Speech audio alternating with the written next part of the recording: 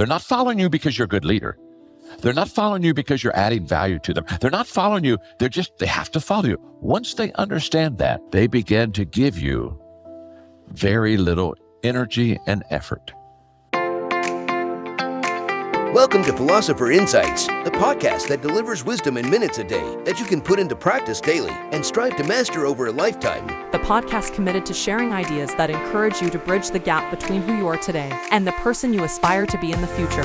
Hi, my name is Herb Lamba, and welcome to my podcast, where I will share practical insights from the world's best authors. Knowledge isn't power. Applied knowledge is. The quest to become the best version of you starts right now. Hi, everyone, and welcome back to today's Philosopher Byte from the leadership guru John Maxwell. Today, John shares a message I think all leaders need to hear.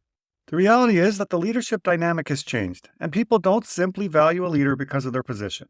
It takes a lot more than that, and John will tell you what happens when you lead from a position and nothing else. You think of it like this. Having a leadership title doesn't automatically make you a leader. It's more about earning trust, embracing change, and focusing on continual self-improvement. Back in episode 9 of my podcast, I shared some of my favorite insights from Trust and Inspire by Stephen R. Covey. And in that book, he shares parallel wisdom. He says, and I quote, "Leadership is a choice, not a position. Quite often, the most influential leaders are the ones without a formal title or position." End quote. In John's book, The 360-Degree Leader, he emphasizes the importance of leading across and not just up.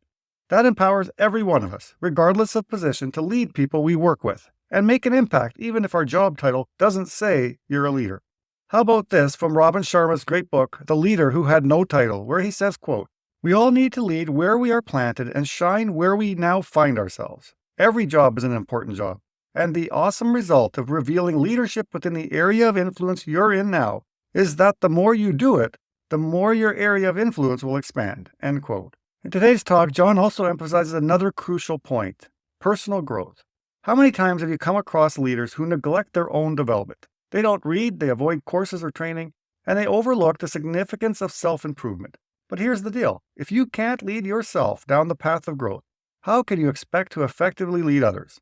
It all starts with investing in your own journey before guiding others on theirs. Here is John Maxwell. Now, here's what I want you to understand. If you think that leadership is position and title, you won't grow. I wrote a book in 1994. It's the second best-selling leadership book ever written, millions of copies, called Developing the Leader Within You. Peter Drucker, who was the great management expert for so many years, Peter Drucker told me, he said, "John, this is the first book that basically has shared and told people that they can develop themselves as a leader. Up until this time, people thought that leadership was position and title. And so, you see, if I think that all I have to do is have a leadership position and that makes me a leader, I won't grow, I won't develop, I'll just hold on to my title, I'll hold on to my position." In fact, one of my favorite leadership proverbs is, "He that thinketh he leadeth and hath no one following him is only taking a walk." If you're just a positional leader, there is a major negative. And let me give you what that negative is.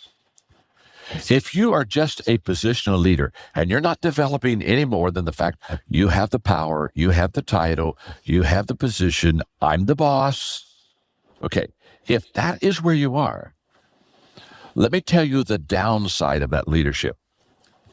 When people follow me, when people follow you because they have to, they don't have any choice.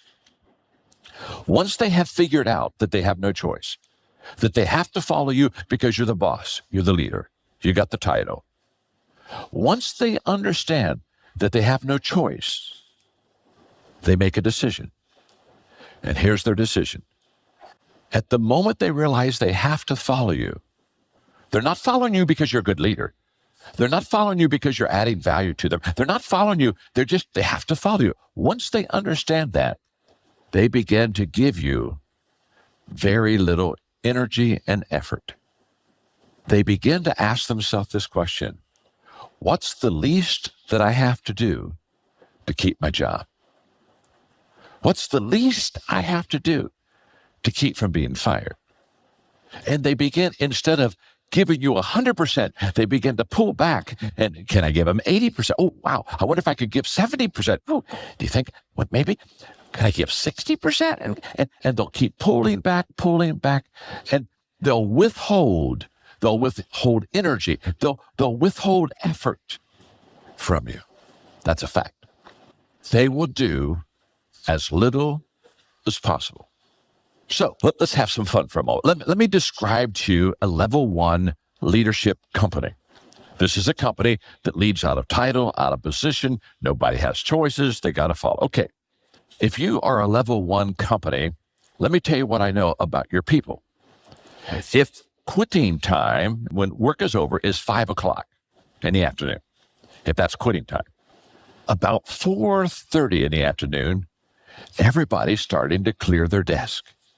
They're clearing it all off. And you say, why are they clearing their desk? Well, they're clearing their desk because they're 30 minutes away from the most important time all day. They get to quit. They can hardly wait to quit. When they went to work in the morning, their goal was to quit. The most important thing they thought about all day is 5 o'clock. Yes, 5 o'clock. Free at last. Free at last. So 4:30, they're clearing their desk. Why? Because when 5 o'clock comes, they don't want anything to impede the exit. They want to be able to go. They're done.